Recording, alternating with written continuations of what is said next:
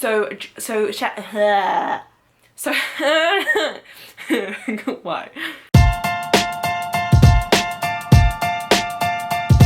Hey guys, I'm Madison Mary and welcome back to my channel. So today I have my April wrap up for you guys. So before we get into it, let's start with my stats. I read 7 books this month. We had 2 YA thrillers, 1 YA fantasy, 1 YA science fiction fantasy, 1 YA dystopian, 1 YA dystopian novella, and an adult fantasy. Out of those books, I've had 2 of them as audiobooks and the other 5 were physical copies. And now, for my favorite part of the stats, I read a total of 2,245 pages. I am starting with my lowest rated book and building up to my highest rated book. So let's start with my 2 3 out of 5 stars. The first 3 out of 5 star book that I read this month was The Cellar by Natasha Preston. Ugh, I'm so disappointed that this was only a 3 out of 5 star. So let me explain to you guys what The Cellar is about. We follow Summer, who one night gets kidnapped by a strange man who starts calling her Lily. He then brings her into the basement cellar of his house where there are 3 other girls who are also going by the name of Other Flowers. Summer is now trapped in this basement, which, by the way, has been fully decked out and is like it's his own little cottage basement area. It's nice. It's not like a dingy basement, it's like a furnished basement. And so we follow Summer as she is adapting to living in the basement and yearning to try and find a way to escape. We follow 3 different point of views. We follow Summer's point of view, we follow her boyfriend Lewis's point of view after the kidnapping, trying to find her, and then we also follow Clover's point of view, who is a kidnapper. We follow his point of view years back when he first started kidnapping women, and also present day. So let me explain what I did love about this book. I loved the premise. I loved the 4 flowers that he had. All the girls are very unique. I do think that it would have benefited a lot more had they each have been fleshed out, because I was very interested in all of their stories, how they came to be here, and just seeing how, especially Rose, who had been there for 3 years, the way that being in captivity for 3 years, how much it changed her and how adapted to this lifestyle she was in comparison to Summer, who was just being kidnapped and brought down here. I just enjoyed seeing the relationship between all 4 of the girls. And I did enjoy seeing Lewis's point of view just because it really broke up the monotony of being stuck in the cellar. My biggest issue with this, like I said, was the monotony. Everything kind of got to a point where I just got bored and I was just waiting for something to happen. I started off very enamored with this book. I was so intrigued by it and just wanted to learn more. But by the halfway point, I was kind of just, you know. Another part was we never really understand Clover's character, and as a reader, I was never truly afraid of him. He was more so just this creepy, messed up character, and considering that we did go back in the past with his point of views, I wish that we had been able to see more of the reasoning behind why he was kidnapping these women, because you never actually understand why. You get some of the reasons for the things that he does, but I don't even know why he's a germaphobe. And that's such a pivotal part of his character, and I don't even understand why. And maybe I missed like a really small thing because I listened to it on an audiobook, but I feel like I just never really got to understand him, and that really impacted my enjoyment of the book. I thought the ending was really good. I feel like it really wrapped up the story in a way that fit the novel and that fit the situation that the characters were in. But otherwise, it was just a 3 out of 5 star. It was good, but not great. The next 3 out of 5 star book that I read was Once and Future by Amy Rose Capetta and Cori McCarthy, who recently got engaged and are just such sweet human beings. I love them. And I wish that I loved this book more. I had such high expectations for this book. I even received an ARC, which I'm so thankful for, and I was just so excited. But it just did not live up to the expectations that I was hoping. I was so excited for this and it just let me down. So Once and Future is a gender-bent queer King Arthur retelling set in space. Doesn't that sound awesome? Because it sounds awesome. It's a very fun, quirky tale. I did enjoy a lot of aspects of this. The issue that I really had with it though was the writing. The writing was so juvenile and very middle grade. I buddy read this with Soleil over at Little Reader's Corner, Jade from The Jaded Reader, and Jess over at Tundra Tomes. Technically Jess still hasn't started it, and we've all finished it, but it's fine. I'm still counting Jess in the buddy read because I love them so much. We all agreed that it reads like a middle grade that is trying to be YA because there was a lot of sexual innuendos and swearing and alcohol use, and it truly feels like a middle grade book trying to be YA. And that just made a lot of the scenes very cringy. The dialogue between characters just made me very uncomfortable because it was just so cliched. I personally think that the shining gem in this novel is the queer representation. We have pansexual characters, androgynous characters, bisexual characters, ace representation. We have everything in this book, and I absolutely adored that aspect of it. I think that it was really well spoken, especially because this is the first time Merlin has woken up in a world that is so accepting of everyone's sexuality and how they identify with their gender. And I also think that it talks about the issues with an oppressive government and the way that a government can think that it's doing something right, but it's ultimately very wrong, and the way that consumerism and capitalism are taking over society. And I think that it does deal with a lot of very heavy topics in a very lighthearted manner. I did enjoy this, and like I said, I do want to pick up the second book. I wouldn't be saying that if I didn't enjoy it. I just think that this is Amy and Cori's first book that they've written together, and I just think that it didn't live up to the hype that I had built for myself, and I was expecting a lot more from it. And I think that the second book could improve a lot more from what the issues I had in this book were. Oh, yep. Okay, need to stop. I feel like I'm ranting.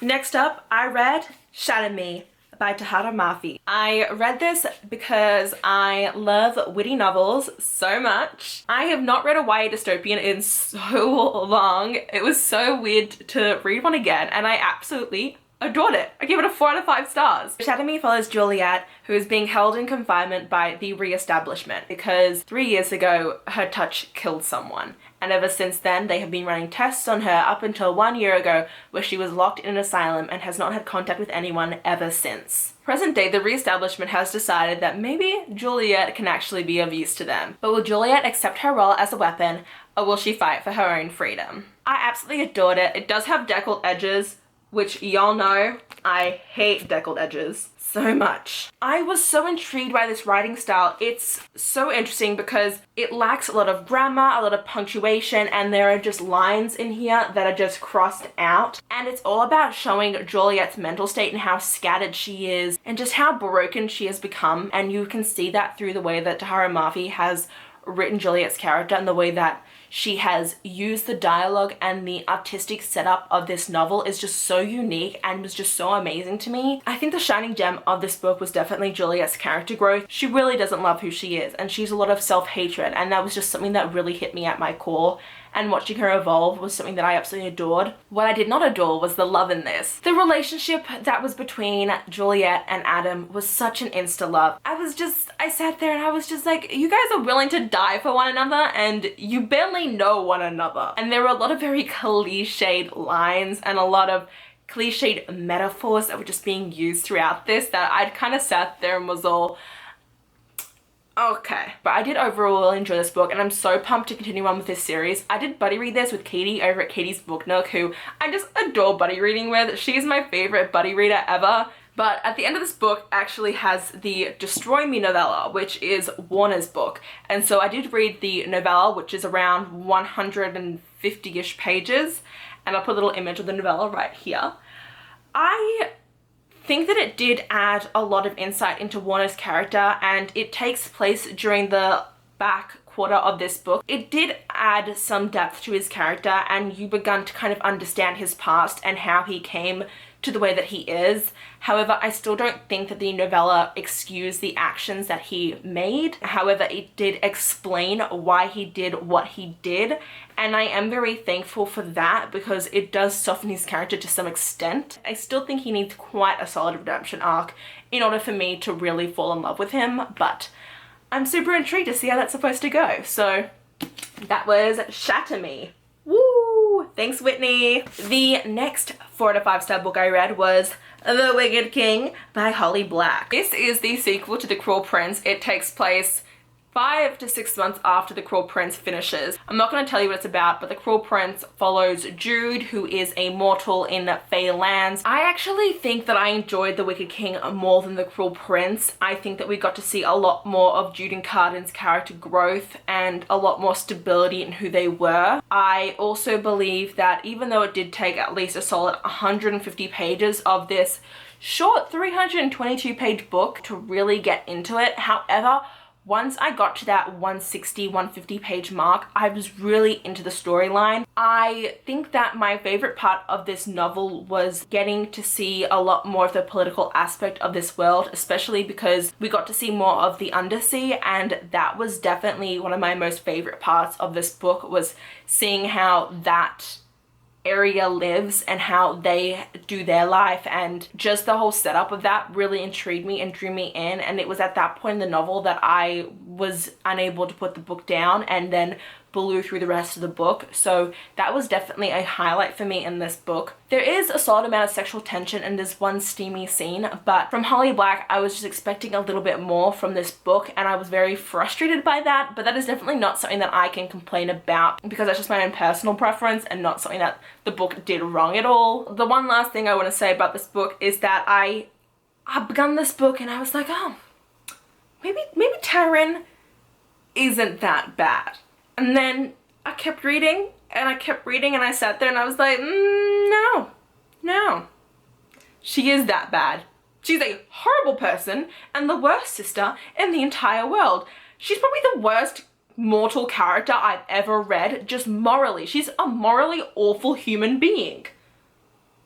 Oh, so awful. Who was ready for my 4.5 star book? I'm so excited to talk about it. So for Lies You Never Told Me by Jennifer Donaldson, we follow two parallel storylines. We follow Elise, who lives in Portland, Oregon, who is tasked with looking after her oxy-addicted mother, paying the bills, and also going to high school. When the new drama teacher, Mr. Hunter, chooses Elise over her best friend for the role of Juliet in their new high school production, Romeo and Juliet, she is beyond shocked. As Mr. Hunter begins to spend more time with Elise, helping her prepare for her role, he begins to be a shoulder that she can lean on, and a forbidden attraction begins to spur between them. We also follow Gabe, who lives in Austin, Texas, and he has been in a relationship with Sasha for 3 years. When Gabe finally decides to break up with Sasha, she does not take it well. Gabe begins to realize that Sasha will do whatever is necessary to keep him in her grasp. Oh my stars. This book was amazing. I was so surprised by how much I adored this book. Crazy how much I loved it. I listened to it in an audiobook and it was just phenomenal. It is, the best way I can describe this book is easily as a psychological suspense book. The two storylines are just crazy. Watching Elise fall in love with a teacher and this forbidden romance blooming between them, and watching this relationship between them that shows how an older partner can take advantage of a younger partner's naivety and manipulate them on an emotional level is very real and raw. And then on the other side we have Gabe and Sasha. Sasha, who is just so crazy for Gabe and is just so unwilling to lose someone that she wants, and watching how she goes to these extreme lengths and how she has all these different personalities that she puts on for different people and how she just manipulates everyone around her. It was just such a crazy whirlwind watching both these storylines and just seeing how everything progressed and how these characters dealt with what was going on around them and how they grew or broke from what was happening. And it was just it was really intense. And I definitely need to point out that if you are at all triggered by domestic abuse, violence, emotional abuse, any kind of relationship, friendship, like anything in that kind of spectrum, I want you to be aware that this book is very real and raw and very focused on the relationship aspect of it. So I do want people to go into it knowing that, and that it can be harming to someone who has been in any form of an abusive relationship before. It was just such an intense book and not what I was expecting when I went into it. And there is this plot twist that happens, and I was driving home when I was listening to this. I just started screaming in my car, what the hell, and had to pause the audiobook because my brain was unable to wrap its head around what the plot twist was. And it was something that I never ever saw coming. It eluded me 100%, and I'm so glad that it did, because it added so much to my enjoyment of this book. Oh my god, it was just such a phenomenal plot twist. Oh, I wish I owned a copy of it, because I could definitely see myself rereading this book just to see the hints, and it's just so amazing. Oh, I can't. I have no more words. I have no more words. There's just so much in my brain. I have no more to say. Oh my gosh. Okay. And the 5 out of 5 star book that I read this month was Godsgrave by Jay Kristoff. Look at these tabs. Aren't they amazing? Godsgrave is the sequel to Nevernight. This is the second book in a trilogy that is ending this year, which is crazy to think about. So we follow ɪṛ, who has been trained as an assassin and wants to take revenge on the people who killed her father and family. I will admit that I was very excited for this book, and in the beginning I was a little bit afraid that it was not going to live up to my expectations, but trust me, this book did not fall short at all. Jay Kristoff is the king of just throwing in random plot twists and just shocking his reader to no extent. I have personally never read a better final line in a book before. The final line in this book, we get to see a different side to Mia in this book. You see her form a sense of camaraderie with people that you haven't seen before, and you see her soften a little bit as a character, and I just think that it was interesting seeing Mia's consciousness grow a little bit deeper in this book, and I think that it will really impact her for the final installment. I will say also that this book does have bisexual representation in it. It was my first time ever really seeing an in-depth female-female romance, especially smut-wise, and it was a very new experience to me, and I actually adored it. It was so amazing, and I'm even more pumped now to read more sapphic romances. Oh my god, I just adore ɪṛ. She's such an amazing character, and I just know that I'm going to be completely ruined by the 3rd book in this series. Okay, those are all 7 books that I read in the month of April. If you guys read any of the same books, please let me know in the comments down below, or just let me know what your favorite book of April was. If you guys enjoyed this video, please hit the like button down below. If you want to see more of me, please subscribe to my channel, and until next time, thanks a bunch guys. Bye!